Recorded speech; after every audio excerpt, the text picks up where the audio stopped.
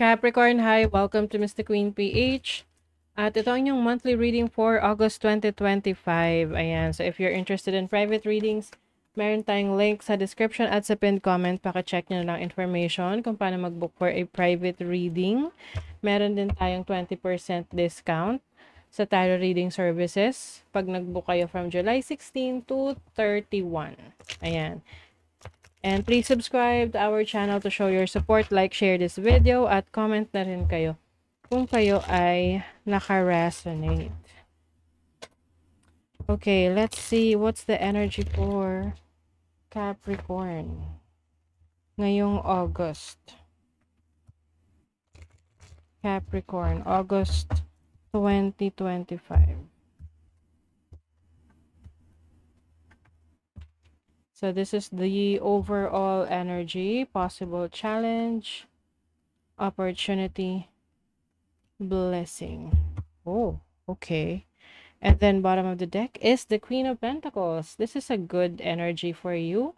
Maaring meron kayong i-harness na skill set related to your career, your business.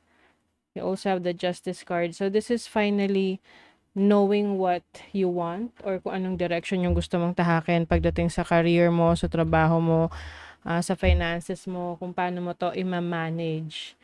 Oo, pwedeng mas nagiging logical ka sa pagdedesisyon mo when it comes to money, kung saan mas practical, yun yung pipiliin mo. You also have the 9 of Wands and then the 8 of Cups. So, kasama sa pipiliin mo dito ay kung alin yung sitwasyon na dapat mo nang iwanan. Oo. Lalo na kung talagang binigay mo na yung best mo doon and then yet hindi ka pa rin talaga umuunlad or walang nangyayari. So, finally, you realize na, okay, it's time to step up. It's time to let go of the things that are no longer serving you, especially sa career, even in relationships, no? You are fully taking control of your life right now. Mas may plano ka na ngayon, mas may direction ka na ngayon, unlike before.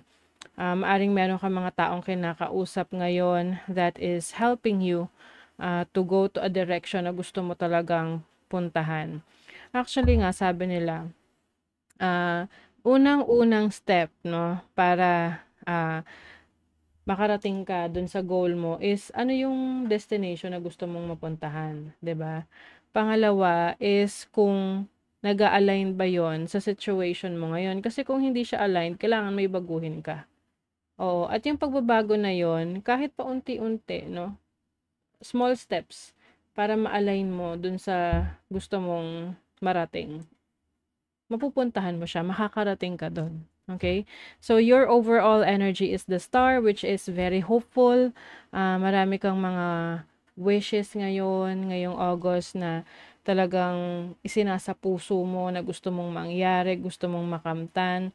This is also about reaching your dreams, focusing on your goals, and healing. Healing from your past, healing from your trauma, healing from the things na ginusto mo pero hindi mo nakuha. It's also acceptance of the things that you are experiencing right now, na tipong may mga bagay na hindi talaga mag-work para sa'yo and merong mga bagay na maaring mag-work para sa'yo but it requires a lot of discipline and determination, and at the same time letting go or release, because that is your challenge. Meron kayong mga bagay na nahihirapan kayong i-release and let go because you are still holding on to it, na baka pwede pang i-pursue, baka pwede pang bigyan ng chance. Pero kung matagal mo na tong binibigyan ng chance at hanggang ngayon wala naman talagang nangyayari, then maybe it's time for you to choose a new direction.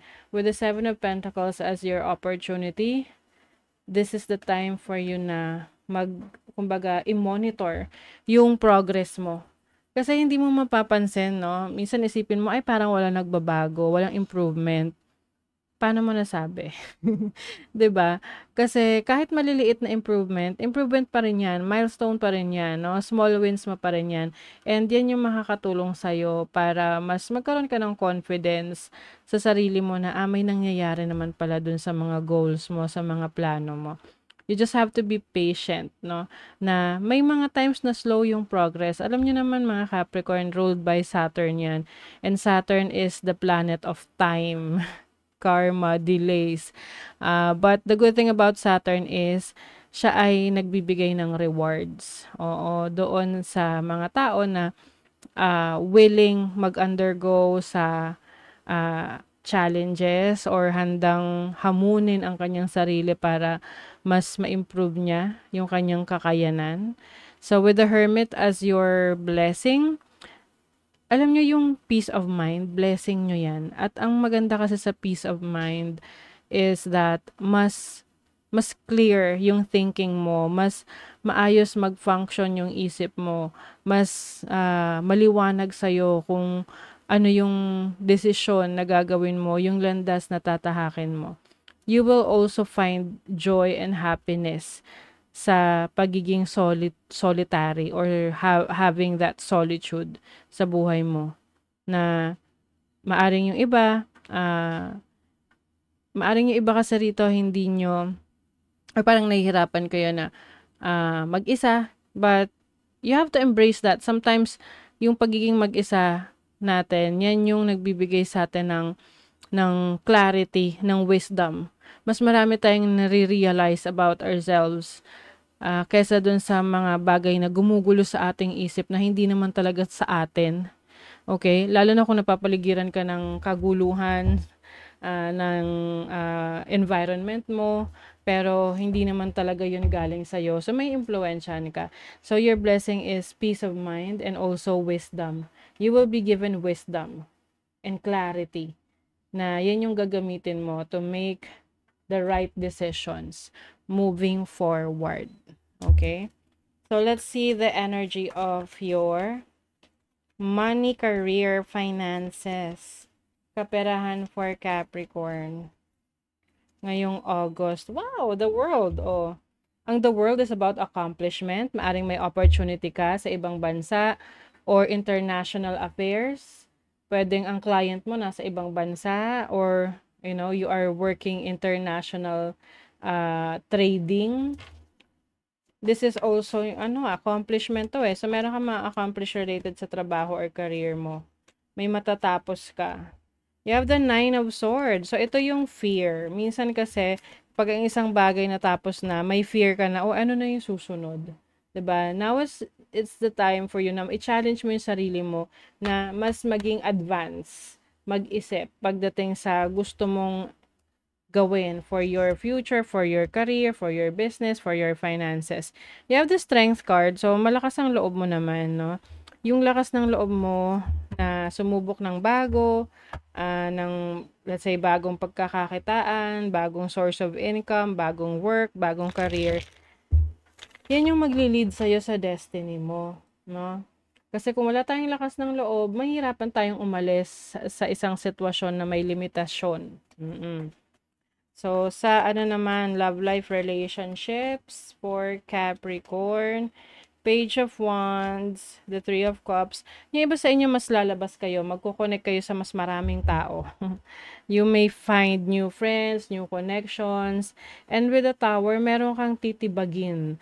Or parang, you may be breaking your wall. No? Kasi yung iba sa inyo, masyadong mataas yung wall. Na parang, you don't want someone to get closer sa'yo. But for some of you, you are here for connections, friendships, na pwedeng magkaroon ng potential partners, no? Kung yan yung gusto mo. Kasi meron naman tayong free will, 'di ba? But for you, Capricorn, I'm seeing more connections sa, yung mga platonic connections like friends, ganyan, connections sa trabaho, colleagues.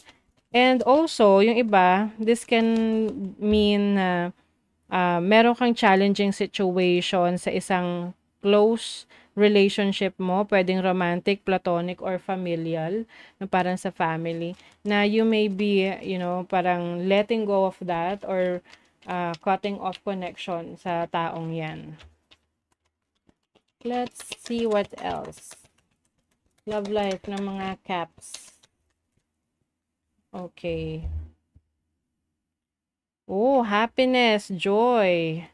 Oh, you are going to meet someone, Capricorn, if you are single. Ayan. Maaring makikilala mo to sa pagta-travel mo or meron kayong common friends. Yes, there's some changes and healing for some of you, lalo na kung nanggaling ka sa isang challenging situation. Definitely. You will be going out. Yung iba, dating, ganyan. Magiging open ka for new relationships or, new friends, connections. So, you have the mountain. So, ito yung sinasabi ko sa inyong courage, lakas ng loob na ma-overcome yung mga obstacles ninyo ngayong August. You also have the bear. Itong bear kasi is about wisdom and care and having a very strong mindset. Kailangan din maging aware ka sa finances mo ngayong August. I-track mo yung spendings mo, yung earnings mo. Minsan kasi hindi natin pinapansin yan eh. Tapos parang we just go with the flow. Kaya lang, kailangan na rito ng we have to take responsibility for our finances. Yes. Speaking of responsibility, anchor, no? So, ito yung direction. To have a stable direction kung saan mo gusto pa talagang pumunta. Okay? So, ikaw yung leader ng iyong sariling buhay at huwag mong hayaan na ibang tao ang mag-lead ng life mo because this is your life. So, syempre, ikaw dapat yung masusunod dyan. And you are also responsible for your decisions na hindi mo dapat sisisihin ng iba kung ikaw naman talaga yung merong decision sa iyong life. Okay? So, you're also going to focus on your health. Sa maraming paraan, pwedeng yung mga kinakain mo, mas healthier lifestyle, mas mag-exercise ka. See, you will have a best possible decision the moment na you connect to your instincts, your intuition, your higher self. Kasi mas wiser ka na ngayon. Oh, safe home. Ang ganda nito. So, you will feel safe within your home. Kung ang home kasi hindi lang yan yung physical na home or physical house.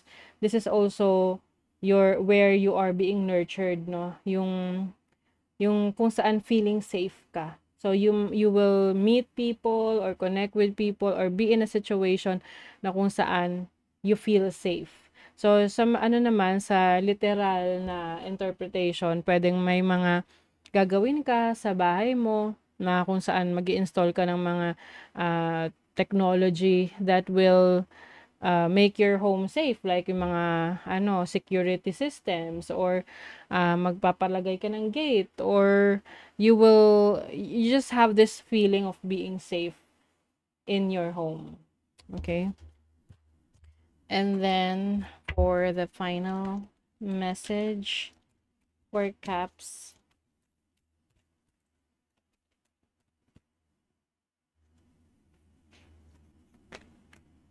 Ang dami. Okay, dalawa yung lumabas. Oh, diba? Oh my God. Ito yung sinabi ko sa inyo, small steps, diba? Oh, sabi rito, Emperor Penguin, small steps lead to profound metamorphosis. Ayan. Hindi mo naman kailangan magkaroon ng drastic change sa buhay mo. Lalo na kung medyo mahirap for you na may baguhin right away. So, small steps, kayang-kaya mo yan para makarating ka dun sa goal mo na may magbago sa sitwasyon mo. Oo. And then, flourish through maintaining tradition. So, may mga tradisyon or nakagawian ka na alam mong nakakabuti or makakabuti sa sitwasyon mo. Although may mga nakasanayan tayo na hindi talaga siya applicable na sa panahon ngayon, yun yung ile-let go mo. But anything that is serving you, still serving you up to this time, yun yung ipagpapatuloy mo, yung mga nakagawian mo, tradisyon ng family mo, na kung saan wala ka namang nakikitang masamang epekto sa'yo sa buhay mo. So, ipagpapatuloy mo yon. Okay? So, that is your reading, Capricorn. Thank you so much. See you again.